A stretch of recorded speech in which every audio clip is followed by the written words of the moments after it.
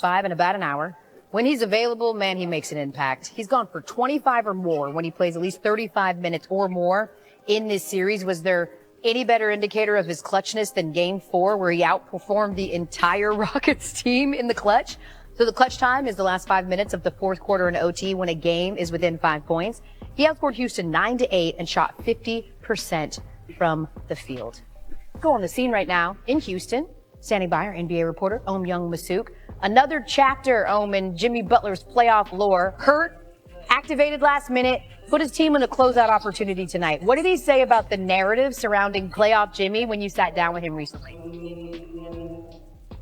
When I talked to him and I said, hey, what do you think of the moniker playoff Jimmy? He said, I think it's a facade. And I said, really? And he said, yeah, because people seem to think that guy steps it up another level, that he takes it up another notch. And he said, really, maybe I have the ball a little bit more in my hands. Maybe I'm a little more aggressive looking for a shot. Okay, Jimmy, look, we saw in Game 4, as Draymond Green said in the first 3 quarters, he couldn't move. Then in the fourth, he starts talking trash to Dylan Brooks, who he made it very clear, I do not like him. And that clearly got his juices flowing. He scores 14 points, grabbed the biggest rebound of the Warriors season. And as Jimmy told me, he said, look, that guy that everyone says, playoff Jimmy, he goes, I will tell you one thing. He will do whatever it takes to bleeping win a game. Anything. He will die on the court. For real. It's scary. He will really die out there. And I think the Warriors are certainly getting a taste of that. I mean, let's hope it doesn't come to that, though. Honestly, they don't need him to die because the Warriors are really historically good with a 3-1 lead. 15-1 in those scenarios. Masuk joining us live there from Houston. All right, as promised, we bring in our NBA Brain Trust. We've got Michael Wilbon and Chiney Ogwumike back with us here on SportsCenter. Chiney, what are the Rockets going to have to do in this game tonight if they're going to send things back to San Francisco and facing a team where a guy said he'd die for the win? I know, that's kind of extreme. Let's walk that back, Jimmy. Let's walk that back a little bit. But you know what's crazy? I was in the building at the Toyota Center for Game 1. It was lit. The Rockets were taking off. But what they're going to have to do in this game, an elimination game, I know our colors are red, but they have to win the battle of the green. They have to win the green battle, and it's twofold. One, Alperen Şengün on Draymond Green. Alperen Şengün was actually held by Draymond on 2 of 11 shooting. So Draymond was really literally yelling to the camera saying, I am Defensive Player of the Year. I'm him. He got the game sealing stop. They have to win that battle. And 2, they have to win the Jalen Green battle. And I'm slapping my table in front of me because it's personal. It's the H, the H-O-U, and you cannot go M-I-A. You know, he had that one big game, 38 points, 8 threes. Apart from that, he's been shooting he's got like single digits, 8 points per game, shooting like 29% from the field, 2 for 14 from 3. You know, this guy is one of the best athletes in the NBA. He has the best north to south speed. Speed kills. Use that advantage, especially in transition for Jalen Green. But they have to win the green battle. Chiney, can I go high school simple or maybe even middle school simple and say Please. The Rockets need to just make some free throws? How about that? Because until the last possession of that game the other night in San Francisco, the Rockets had missed more free throws than threes. That's not acceptable. If they shoot 65% instead of whatever they shot, 61 or 62% from the line, that game's over. And we're talking a different series that's even at 2. So something as basic as making free throws. I looked at this thinking, the Rockets have got to shoot better. There's been so much made of that.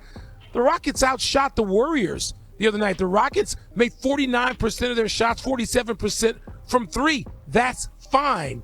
But the missed foul shooting, the missed foul shots, not going to be acceptable in a game where you've got this little margin for error if you're the Rockets, and you're going to get, let's face it, the know-how factor weighs largely in Golden State's favor. That's not going to change, so they better change the things they can't control, and free throw shooting is one of them. They got to get those high percentage shots. That's why they call it the charity stripe.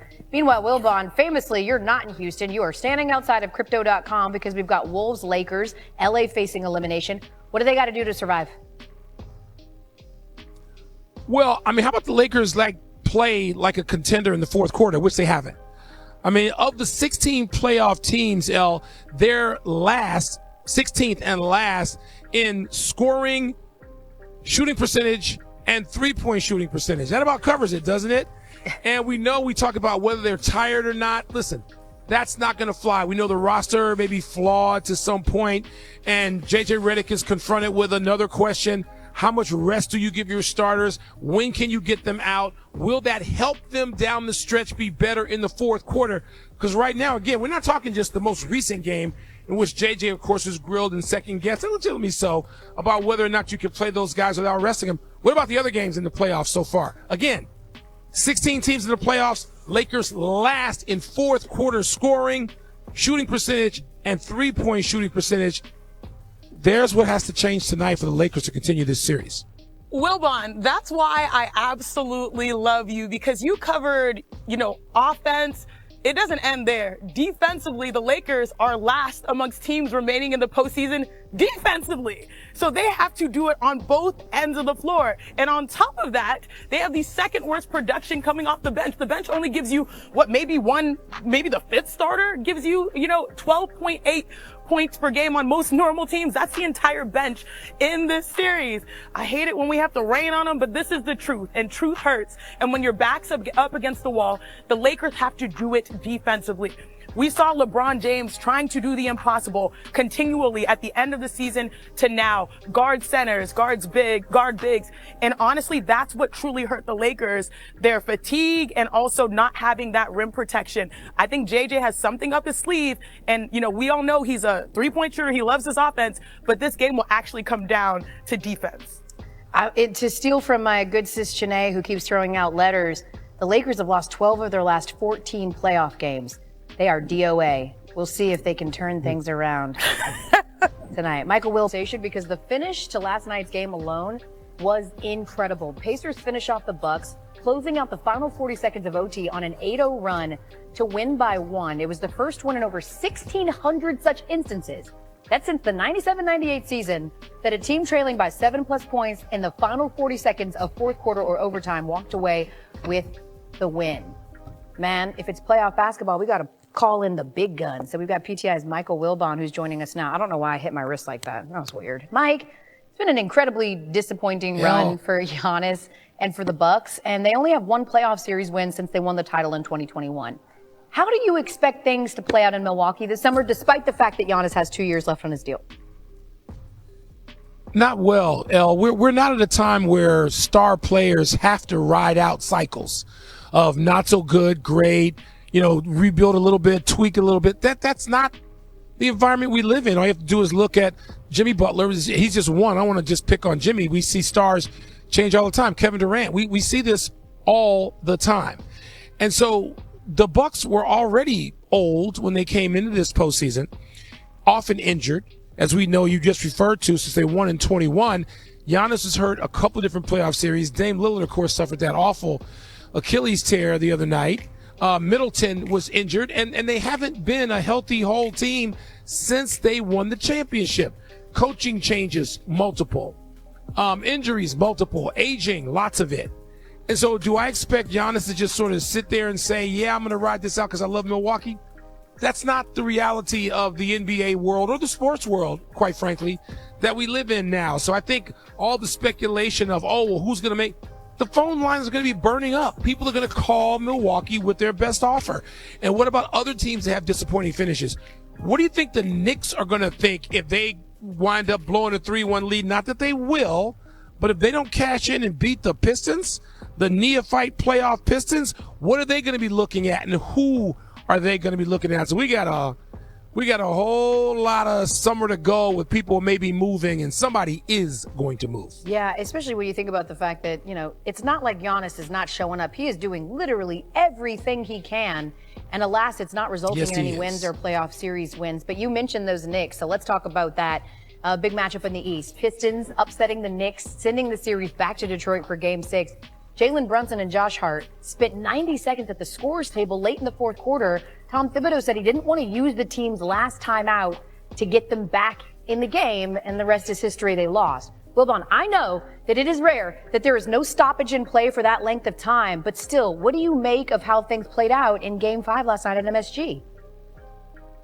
Well, it's sort of like what happened with J.J. Redick and the Lakers and the non-substitution a few nights ago here in that series. In this series, calculated gamble that doesn't work, calculated gamble that backfires. And coaches have to make those decisions in real time. And in Tibbs' situation, one, you think there's going to be a stoppage because there was a stoppage every 5 seconds in that game. So you think that's going to happen. He clearly thought that was going to happen. But you have to, at some point, you have to have your closer in there. I mean, let's face it. When you talk about the clutch player of the year, we just saw that trophy, Jerry West trophy, handed to Jalen Brunson. I mean, he's the closest thing maybe in New York I should compare it to Mariano Rivera. He's your closer. He's got to be on the court. And Josh Hart does so many things, and you can't have both of them off the floor. 3 possessions for Jalen Brunson. You got to figure at least one of those, he's going to make something happen, score or assist or an and one. And then you've got a different final few seconds of that game in a series the Knicks hoped to close out. So, listen, I am not sitting here. I know some people might say, I'm blaming Tibbs for the loss. I'm not going to blame him specifically, but head coach has to be accountable. Sure. Tibbs has to be accountable, just like J.J. Redick accountable for that decision. Blame, that might be a little bit strong, but wow, the Knicks are in a predicament now. I mean, look, they've gotten beat, outplayed at home. And so they go on the road now to a Detroit team which is learning as it goes. So they're in a tussle. And we got some drama to come in that series. A whole lot of moxie, and I hear you. You talked about Jalen Brunson being a great closer. We haven't seen a player be... What's your favorite team? Comment below, and if you liked the video, please leave a like. This really helps the channel grow and brings you even more content.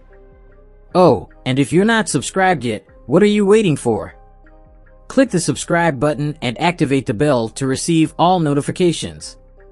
With each game, we noticed that the NBA is getting more competitive every day, and all the teams are looking for reinforcements to win the championship. And only here can you follow your favorite team daily with incredible content from different sources. Here on the channel, there are new videos every day with analysis, curiosities, and the best moments in basketball. That's it for today, folks. Thanks for following along. The NBA doesn't stop, and neither do we. Until the next video. NBA, the passion that connects us.